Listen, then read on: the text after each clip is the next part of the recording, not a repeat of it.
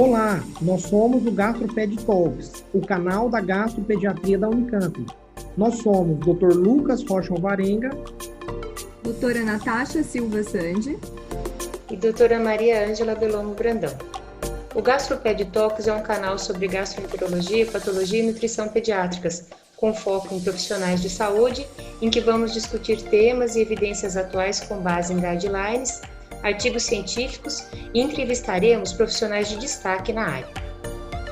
O tema de hoje é aspectos gastrointestinais e nutricionais da fibrose cística. E então, para dar continuidade, eu vou apresentar esse artigo, revisão sistemática de probióticos em pacientes com fibrose cística, movendo adiante. É um artigo que foi publicado no JPGN, que a gente já discutiu várias vezes aqui no Talks, com fator de impacto de 2,8, foi publicado em março do ano passado, de 2019, e tem como autores, autores brasileiros, então, da Universidade de São Paulo, e como primeira autora, a Lenícia, que é nutricionista, e que, de certa forma, representa a importância do cuidado multidisciplinar nesses pacientes com fibrose cística.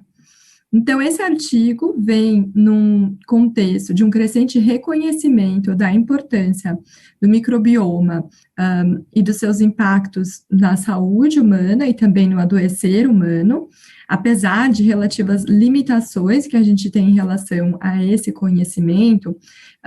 Por exemplo, em doenças crônicas, a gente sabe que há uma correlação entre a presença da doença e a disrupção do microbioma, mas a gente acaba não sabendo o que vem primeiro, né, o ovo ou a galinha. E, independente dessas limitações, nós temos evidências incontestáveis de que tanto a nutrição quanto o uso de medicamentos interferem na composição da microbiota gastrointestinal. E os pacientes com fibrose cística, eles são um grupo que tem múltiplos fatores de risco para desbiose, desde fatores relacionados à própria fisiopatologia da doença, que acaba alterando o milieu, né, porque a secreção gastrointestinal ela é anormal, até então os fatores relacionados a intervenções terapêuticas que a gente estabelece nesse grupo, como, por exemplo, utilizar inibidores de bomba protônica e as diversas modalidades de antibiótico que nós utilizamos nesses pacientes, inalatório, oral, intravenoso. E esses fatores de risco, eles estão presentes já desde uma idade muito precoce nos pacientes fibrocísticos.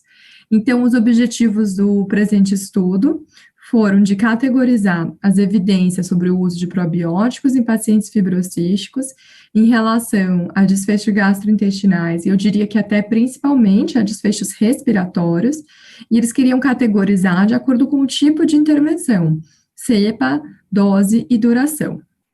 Os métodos utilizados, então, incluíram as bases de dados PubMed, Embase, Lilacs, Cielo, Pedro, Web of Science e Cochrane, incluindo as bases de registro de ensaios controlados da Cochrane, e os estudos que foram incluídos para o propósito dessa revisão eram ensaios clínicos randomizados, controlados, com uso não apenas de probióticos, mas eles também objetivavam incluir pré-bióticos e simbióticos em pacientes com fibrose cística. Os autores não impuseram restrições quanto à língua ou quanto à data de publicação, e para a revisão deles, eles seguiram, então, recomendações da colaboração Cochrane. Não foi possível realizar meta-análise, porque, de acordo com essas recomendações, eles encontraram um viés relativamente alto nos diversos estudos que foram incluídos na revisão sistemática.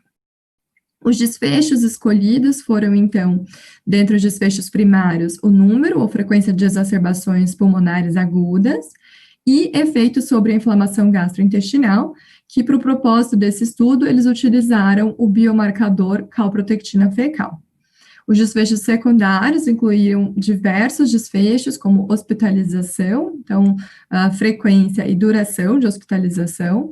Os testes de função pulmonar foram, então, representados pelo volume expiratório forçado de primeiro e segundo, VF1, qualidade de vida, avaliado através de questionários, estado nutricional e uma série de marcadores, tanto inflamatórios quanto imunológicos, e a própria microbiologia fecal.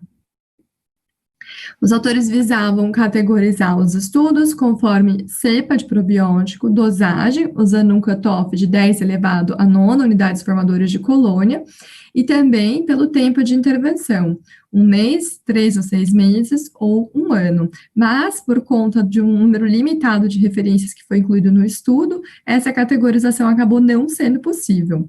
Então, indo para os resultados, os autores partiram de 205 títulos. Como consultaram diversas bases de dados, havia naturalmente muitas duplicações. Removidas as duplicações, sobraram 50 títulos, dos quais 40 foram avaliados na íntegra.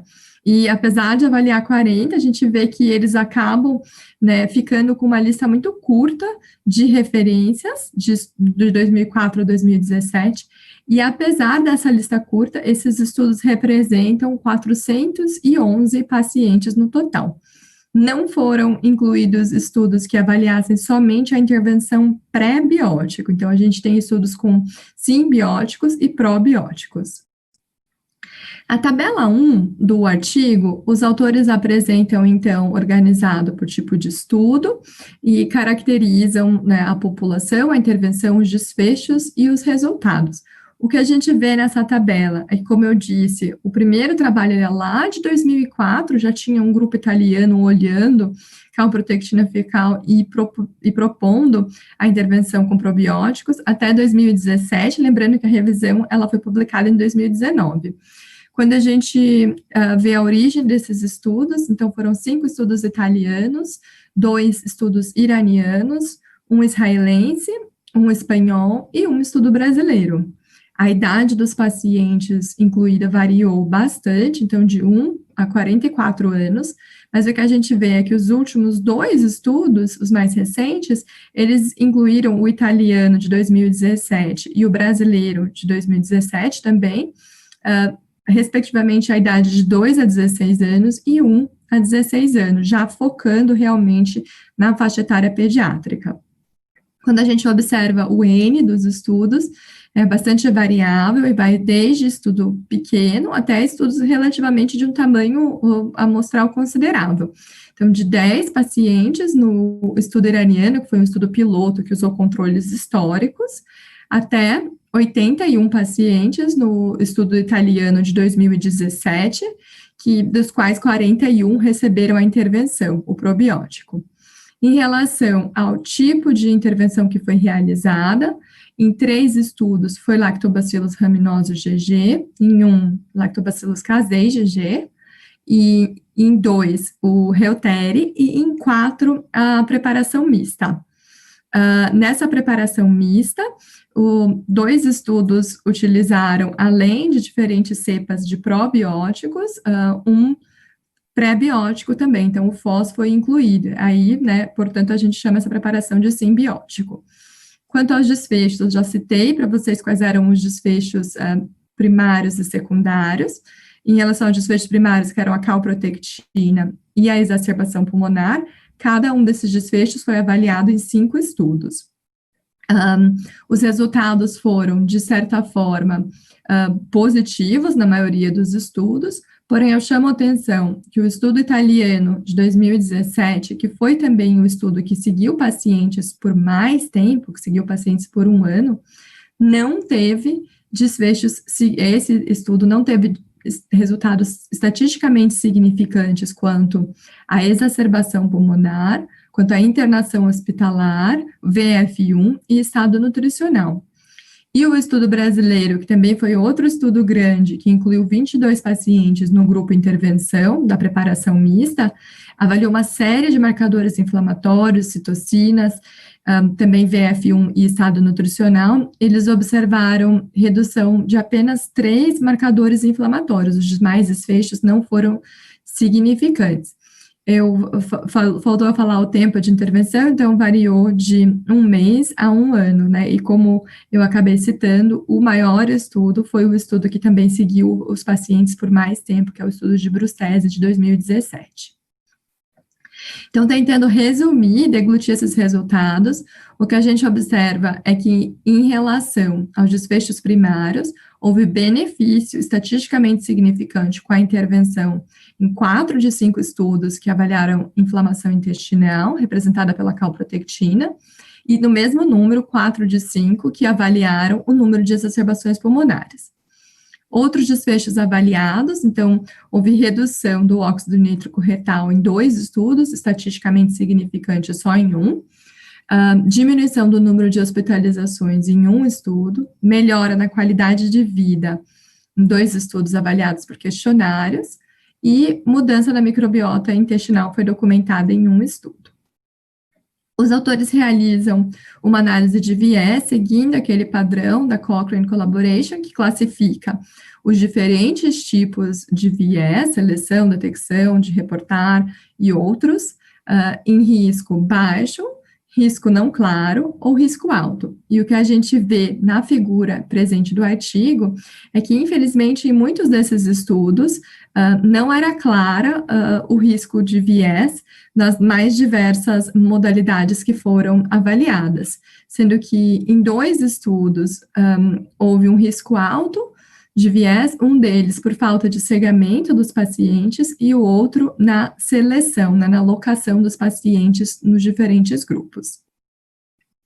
Outros pontos que são interessantes e que foram levantados pelos autores é que faltou homogeneidade na exposição a antibióticos, então foram desde estudos que excluíram pacientes que receberam antibióticos sistêmicos, até estudos que aceitavam pacientes desde que tivessem um tempo de separação entre o horário da administração do antibiótico e o horário da administração do probiótico. Houve uma variação relativamente importante da calprotectina fecal, encontrada na fase pré-intervenção, então que variou desde uma mediana de 20 da calprotectina fecal pré-intervenção até chegando a 180, né, próximo de 200. E a redução da duração da hospitalização e os desfechos de estado nutricional foram negativos em todos os estudos em que esses desfechos foram avaliados. E aí nós chegamos na discussão, que os autores discutem muito bem, né, alguns pontos, e que, começando pelo fato de que trata de uma população extremamente heterogênea, né, quando a gente fala de fibrose cística, nós temos pacientes com gravidade e apresentação clínica muito variável, mas houve significância no desfecho na maioria desses estudos. Além disso, esses desfechos são relevantes, né? E aí eu tiro a sardinha da gastro e puxo a sardinha para pneumo, porque eu diria que o desfecho respiratório provavelmente tem uma importância clínica muito maior do que o gastrointestinal, porque a gente sabe que reduzir frequência e número de exacerbação pulmonar potencialmente muda a história natural da doença, da fibrose cística. Enquanto que o desfecho gastrointestinal, não que ele seja desprezível de forma alguma, ele é importante, né, e acredito que usar a calprotectina fecal e documentar uma redução significante, de certa forma, mostra para a gente uma coisa biológica, uma coisa palpável, né, de redução da inflamação intestinal subclínica que está presente nesses pacientes. Outro ponto importante é que é uma intervenção de relativo baixo custo, principalmente se comparada às outras terapias que atualmente a gente utiliza na fibrose cística e as terapias que estão, né, sendo propostas mais recentemente. Quem me conhece sabe que eu sou bastante cautelosa com discussão e prescrição de probióticos, né? Existe, sem dúvida, infelizmente, uma banalização do uso dessa modalidade terapêutica, mas aqui a gente está falando de uma população, como eu apontei no começo da discussão, com múltiplos fatores de risco para desbiose. Então, assim, tem um racional clínico e biológico importante, né? Os autores também pontuam que a idade da intervenção pode ser um ponto-chave, lembrando que a microbiota, ela não é estável até por volta dos 3 anos de idade, e o que os autores propõem é que nesse momento a gente foque em estudos com crianças maiores do que 3 anos de idade. E eles ainda questionam se essa questão da idade poderia ser uma potencial explicação de por que os 2 estudos mais recentes foram relativamente negativos. Quer dizer, o italiano foi completamente negativo, não teve significância para nenhum dos desfechos avaliados. Mas o estudo brasileiro, ele teve aí 3 marcadores inflamatórios, 3 citocinas que reduziram com a intervenção do probiótico, e esses foram os estudos que incluíram crianças mais jovens, como eu apontei no momento dos resultados.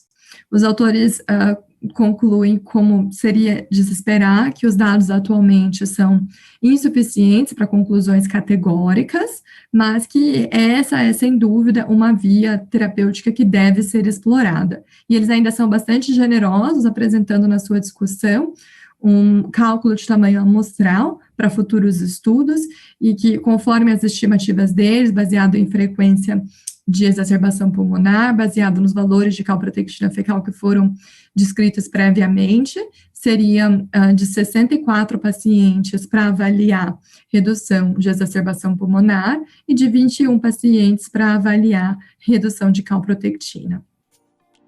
Obrigado por nos acompanhar. Esse foi um episódio do GastroPed Talks. Estamos no Instagram, @gastroped.talks, no YouTube, GastroPed Talks Unicamp, e também na forma de podcast. Até o próximo!